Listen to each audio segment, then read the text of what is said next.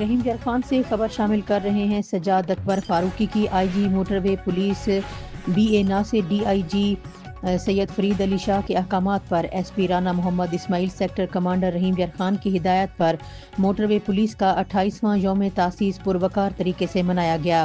Sector 3 رحیم یار خان میں خصوصی تقریب کا انعقاد کیا گیا۔ تقریب کا آغاز تلاوت کلام پاک سے اور اجتماعی دعا سے کیا گیا۔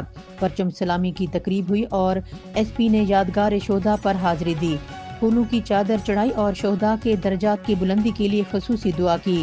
اس موقع پر S P Rana Muhammad Ismail sector commander Rahim Yar Khan نے میڈیا سے گفتگو کرتے ہوئے کہا کہ آج کا دن موٹر وے پولیس افسران کے لیے تجدید عہد کا دن ہے۔ افسران کی انتھک محنت سے موٹر وے پولیس کو پوری دنیا میں ایک مثالی ادارے کے طور پر پہچانا جاتا ہے۔ اس ادارے کے افسران نے لوگوں کی خدمت، مدد اور عزت نفس کا خیال کر کے دل جیتے ہیں۔ انہوں نے مزید کہا کہ قانون سب کے لیے برابر ہے، اس کو عملی طور پر موٹر وے پولیس نے ثابت بھی کیا ہے۔ ایس پی رانا محمد اسماعیل نے موٹر وے پولیس افسران کے ہمراہ یوم تاسیس کا اسپیشل کیک کاٹا۔